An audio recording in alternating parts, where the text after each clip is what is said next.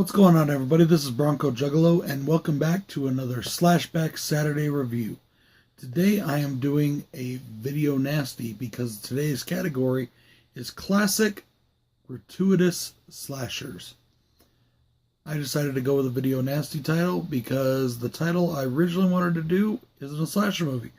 My buddy Jason from Horrific Nightmares turned me on to this film, so this is the one I'm going to do. I just watched it and I'm want to do this review while it's fresh. I hope you don't mind that I'm chilling because I'm very tired, guys, and it's very late. And I already recorded this video once and the sound is fucked on it, so I'm recording it all over again. So this is take 2. So I decided this time I'm just going to sit my happy ass down. Today I am doing the 1981 film Absurd, which is taken from the Video Nasties list.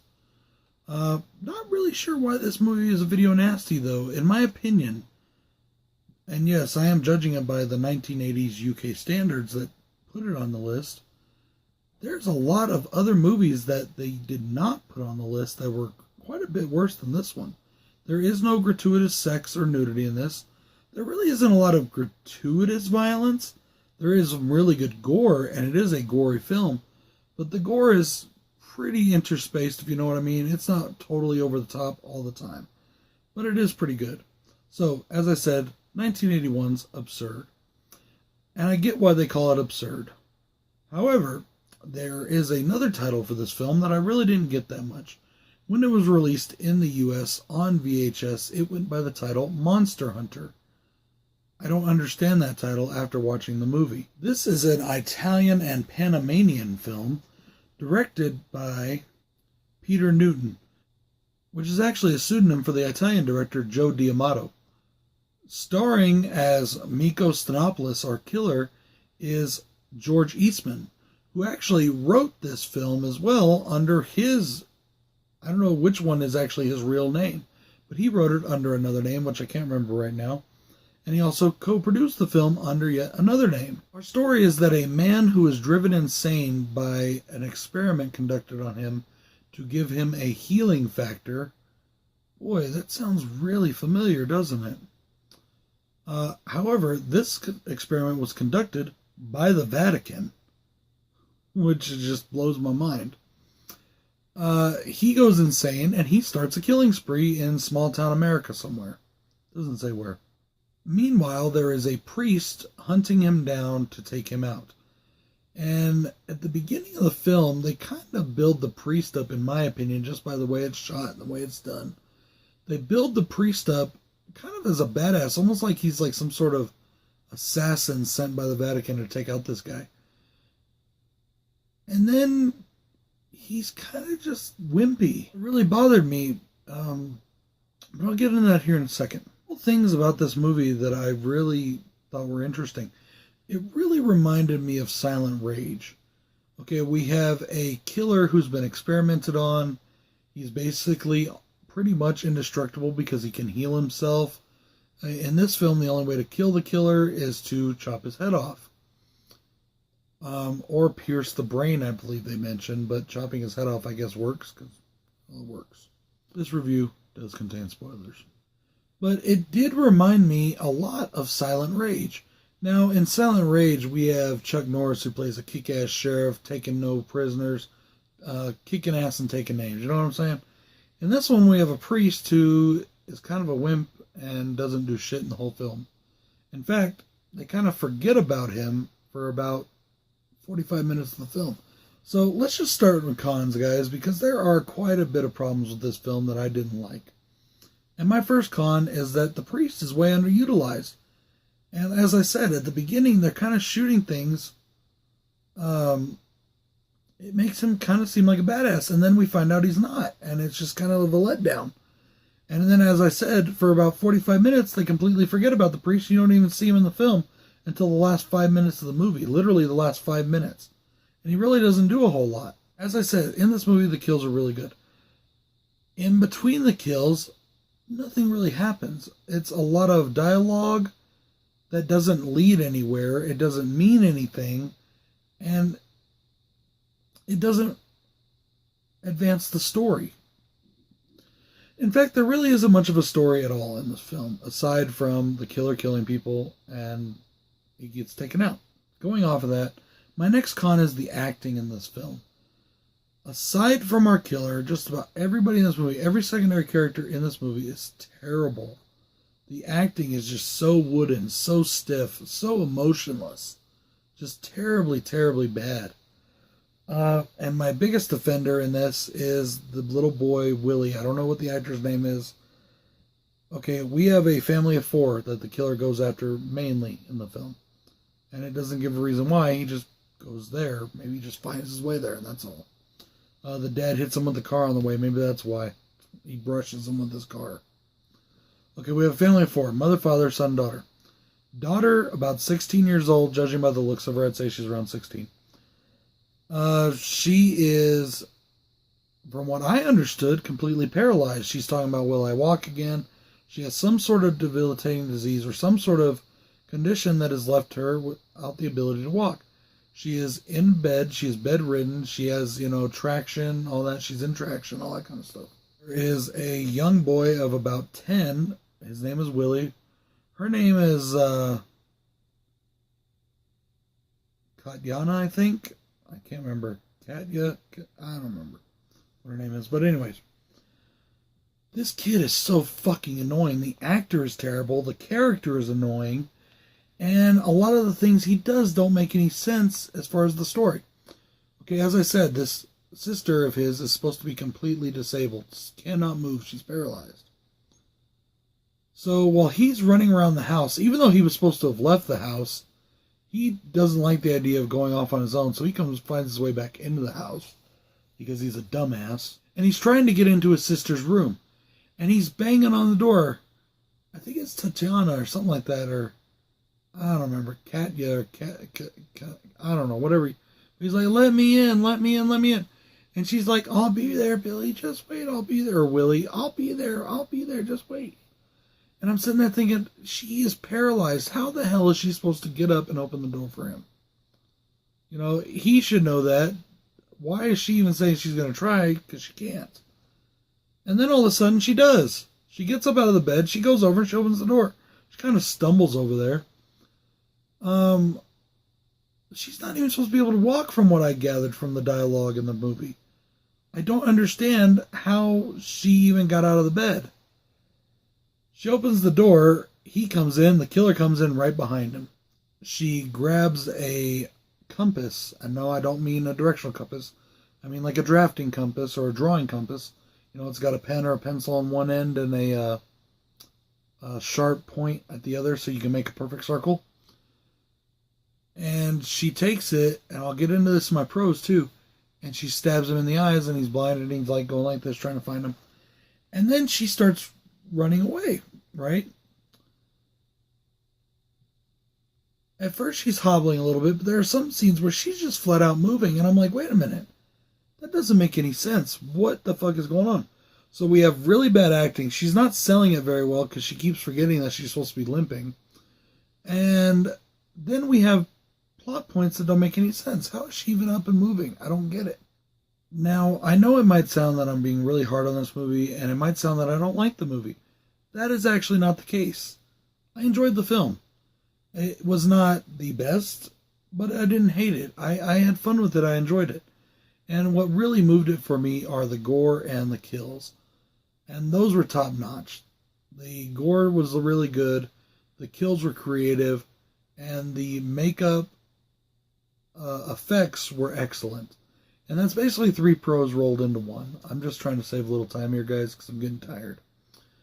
There is an amazingly cool variety of kills. We have really well done shots. We have really good special effects. And we got really good gore. Remember when I said that she stabs him in the eyes and he goes blind for the remainder of the film?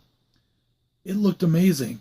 His eyes looked like they really were stabbed out, like they had just kind of collapsed in on themselves and they were stabbed out and he couldn't see. I really enjoyed it. I really thought it was good. There was blood and everything was just right on it. At the end of the film, the very end of the film, he's got her and he's choking her out. And the priest comes in. The priest has a gun, which he doesn't use. And he goes up, and then the priest grabs onto him, and then he grabs the priest, and they're wrestling. And the priest is like really losing. And he dropped his gun for some reason. And he's like being held down by the guy being choked out by him. Her family is very wealthy. You can tell just by their house that they're wealthy. And they have this big suit of armor, complete with weapons, standing in the corner. It had fallen over. She grabs the axe up, and she goes over, and she starts chopping into his head, into his neck. And it takes her about 15, but she finally kills him. Okay? And I'm kind of going to mix in a little bit of a con here, but just follow along with me if you would. The police pull up, the parents pull up to the house all at the same time, and they're like, the cops are like, is he in the house? And they're like, is who in the house? And no emotion, no nothing. Then the little boy jumps over the wall. I'm right here, Mom and Dad, I'm okay. He was so annoying. And they're like, what's wrong, son? Like, total emotionless. I swear they felt like they were being played by robots. And all of a sudden, the door enters, and the cops turn their guns up, and it's the girl, and she's standing there, and she is drenched and covered in blood. And the mom's like, what happened? And she looks at her little brother, and she's like, see, Willie, I told you didn't have to be afraid. And then she raises up, and it's the killer's head, and it looked amazing. So good looking. The severed head looked so cool, so great. And that's where it freeze-framed it and ended the movie. There is a really awesome bandsaw kill where the killer puts a guy's head into a bandsaw. Looks great. Close-up done real well. The blood in this movie is that like old-fashioned 70s, 80s, early 80s, lower budget blood that's like real thick and syrupy. Like really thick and syrupy, you know what I mean? And I loved that. I thought it was really cool. I love those old-fashioned effects when they're done well. And they did them well in this film. They really did. So I know I rolled 3 pros and a 1, but I need to save some time. And I want to get to my final pro here. And that is George Eastman's portrayal of Mikos. So visceral, so raw, so animalistic. He doesn't talk in the whole movie. He grunts, he growls even. And he snarls almost in a way. He doesn't speak at all in this film. And his portrayal is just so good. I just loved it. I was like, man, this guy is a force of nature. This guy is just like an animal. He's like a big cat. It reminded me more of a big cat hunting prey than it did of somebody like deliberately being evil, if you know what I mean.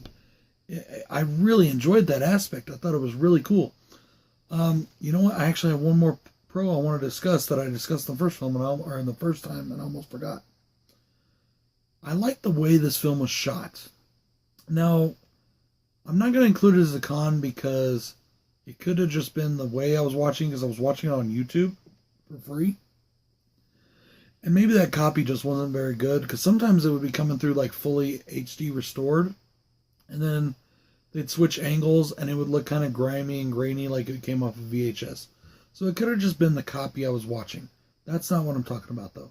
I really love the style this was filmed in. Okay, in most horror films, you always have people running away for the most part, right?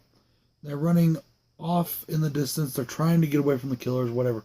Every once in a while, they come towards you. Everything in this movie moved towards the camera. At the very beginning, when the killer Mikos is running and the priest is chasing him, it's towards the camera. The cars are driving, it's towards the camera pretty much. When he's hunting people in the house and in the hospital, it's towards the camera. Everything is towards the camera. It's from a front angle coming at you. And I really liked that. I thought that was really cool and really inventive for its time. It was, I mean, I've seen movies that have done that since, but at that time, I hadn't seen a lot of those kind of movies that did stuff like that. And I really thought it was interesting and a different way to film. There wasn't a lot of behind the back shots, if you know what I mean. Everything was from the front, and I really liked that. I really enjoyed it. I thought it was really cool. So yeah, guys, this is a movie I definitely will say check it out. It wasn't a great film, but I had fun with it. Good gore, really good kills. Oh, just one more thing I got to say about the makeup effects. I'm sorry, guys. I'm kind of like I said, I recorded this once already, so I'm a little bit tired, and I'm a little bit rambly. But there's a scene where there's a nurse who stays at the house with the family, and he shoves her into an open flame oven, and he's holding her in there, and it's basically cooking her, and then he pulls her out, and she's dead, or you think she's dead, and her hair is gone, and it's burnt, and it's nasty, and it looks so good. Back to those great makeup effects, guys. So good. It looked great. And then we find out she's not actually dead. She was unconscious, but she wasn't dead. And she comes to, and she starts stabbing him with scissors. Doesn't really help. He takes her out. Remember, he's got a healing factor. We got freaking Weapon X over here, I'm telling you. Anyways, guys, that is the end of my video. Don't forget about my subscription contest going on right now. A comment entry will get you 1 entry, and a video entry will get you 2 entries. All you have to do is answer 2 very simple questions.